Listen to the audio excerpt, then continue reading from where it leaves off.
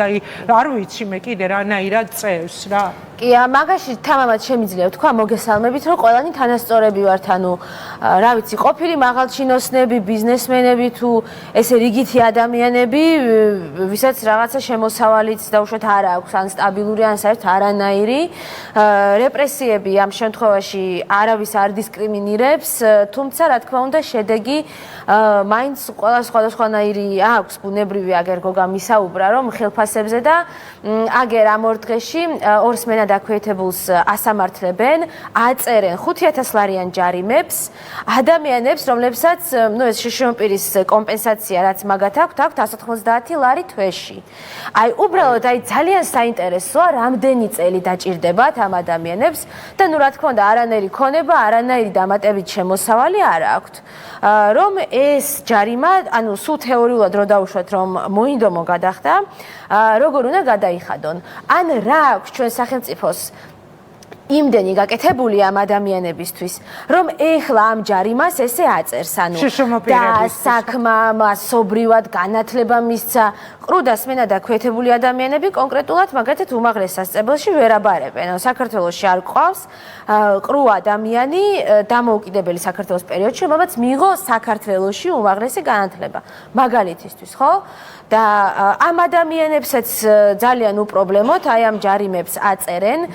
ასევე სცემენ, ძალიან მაინტერესებს ის საქმე, რატომ ვერ გავიგეთ, როგორ გამოიძიეს აი ის რამდენიმე ყრუდას მენა დაქვეითებული, რომ სცემა პოლიციამ სწორედ აქციასთან წარმოუდგენლად ნაცემი, კი, წარმოუდგენლად ნაცემი. და ერთს ვიტყვი, რა თქმა უნდა, სცემა ყველასთვის ძალიან დამაზიანებელი, ამაზე არ აელაპარაკი, მაგრამ როდესაც ადამიანს დამატებითად შეზღუდული აქვს ინფორმაციის მიღების საშუალება, ხო? ანუ ის ვერ იგებს, რატომ ესხმიან თავს, ან დავუშვათ ზუსტად სად არის, ან მაგალითად ეხა ედავებიან და შენო ისა გზა გადაკეტეო და ვინმე გააფრთხილა, რომ ანუ ამ წუთას ესე იგი გზა არ უნდა გადაკეტილიყო? ხა ადამიანი სივრცეში დგას, მოძრაობს, ესე სადმე დაიწერა, ვინმე ჟესტურად ეს უთარგმნა, მივიდა და უთხრა თუ როგორ თუ გუმანით უნდა მიმხვდარიყო თუ ინტუიციით თუ როგორ, ხო? და მით უმეტეს ეხა მტკიცებულებებს ისე აკალბებენ, ანუ ჭრიან და კერავენ, როგორც უნდათ ისე რეალურად, ძალიან უპრობლემოდ, ანუ ამოგდებულს კონტექსტიდან რაღაც კამერის ამოიღებენ, ამოჭრიან, ანუ შეიძლება იმ დღის არც იყოს იმ თარიღის, იმ სივრცეს შეიძლება არც იყოს, ან სხვა დღეს, სხვა დროს იყოს გადაღებული და ესე შეიძლება უპრობლემოდ შეაწერონ. ეხლა საინტერესო ის არის, ჩვენ რეალურად ეხლა დავიწყეთ რაღაცა ხმის ამოღება და გარეთ გამოსვლა და რაღაცა სიტყვის თქმა და სახელმწიფო ეხლა გვიშვებს ისევ იმ რაღაცა ბუტკაში, აი ამ ჯარიმებით, ამ მუქარებით და ისე რაღაცა პლინტუს ქვემოთ უნდა რომ ჩამოგვიშვას და აგერ ეხლა ზუგდიდში ერთ შშპ-ს უთხრეს, რომ ეს შენო აქციების სიაროს თავი დაანებეო, დეპუტატმა უთხრა საკრებულოს არჩეულმა მოხელემ, ესე უთხრა ვითომ მეგობრებად, თორეო ისე მღვდლებიო ტაძარში არ შეგიშვებენო რა. და საკმაოდ რეალური მუქარა, იმიტომ რომ ვიცით რომ მაგათად ეთო არსანიძე არის ერთი რაჭველი აქტივისტი და ბავშვი არ მოანათლინეს, ნათლია უნდა ყოფილიყო, არ მოანათლინეს ბავშვი აქტივიზმის გამო. ანუ ეს საჯაროდაც დაიწერა, სხვანაირად ამას არ ვიტყოდი.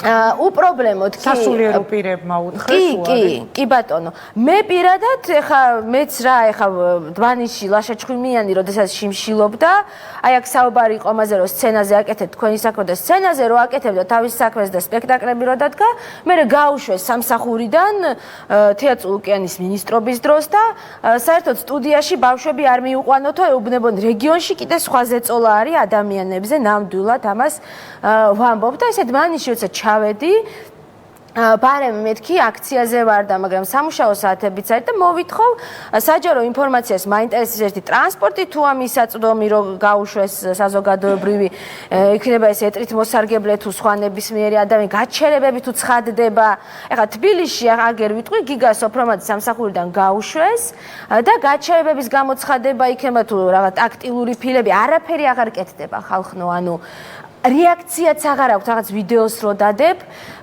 არაფერზე და რაღაცა ელემენტარულს არ გიკეთებენ. და ეხლა რომ დაუბრუნდ დმანის და იმიტომ უბრალოდ შევედი მუნიციპალიტეტში. თქვი და მეც მე რაღაც მუნიციპალიტეტში შესვლას ვცდილობდი მერიაში და ანუ კარებში ვკითხეს რომ რა გინდათ ერთი ადამიანი მახდა მხოლოდ და არა არ გიშვებთო და ესე კარი ანუ გამიხურეს ცხვირწინ და ვერ დავიჯერე რომ სამუშაო საათებში მერიაში არ მიშვებდნენ.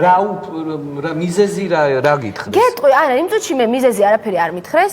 მე ეს კარი დავაკაკუნე სამუშაო საათებზე მაქლაპარაკი და გავაღე უკაცრავად მეთქი განცხადების დაწერა მინდა და ესე თავი მქონდა ნახევრად შეყოფილი და ფეხი, იმიტომ რომ ვერ წარმოვიდგენდი რომ ასე პირდაპირ არ შემიშვენა. კარი ხელიდან გამომტაცეს და მომიხურეს, ანუ ფეხი ძლივს გამოვწიე, ჩვეულებრივ მჭყლეტდნენ იმ კარებში და არაფერი პასუხი არ მივიღე იმ წუთას და მე სახალხო დამცველმა როდესაც გამოითხოვა ინფორმაცია, იმიტომ რომ მე ამაზე შევიტანე საჩივარი, ესო ანუ დროშები ეკეთათო რამდენიმე ადამიანს, ანუ გაგვაბევრეს თან და ესენი სიტუაცია განმუხტეთო, უსაფრთხოების რაღაცა არ ვიცი მიზნებიდან გამომდინარე, რომ ჩვენ თურმე იქ არ ვიცი რა უნდა გვექნა.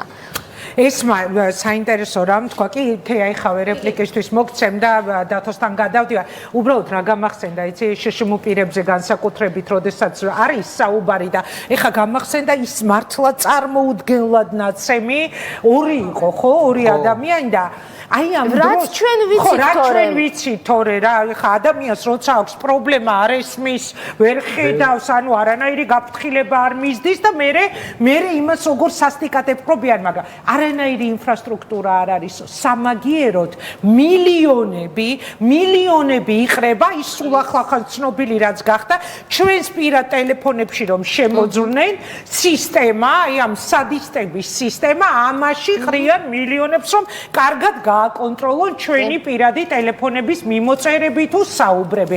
თეა რაღაც რეპლიკა გინდოდა და დათოსთან გადავდივარ კონკრეტული. ანალიზებისთვის მინდა ერთი ისტორია გავიხსენო და მე ალბათ გავუბრუნდებით იმ მძიმე რეალობას, რომელშიც ახლა ვართ.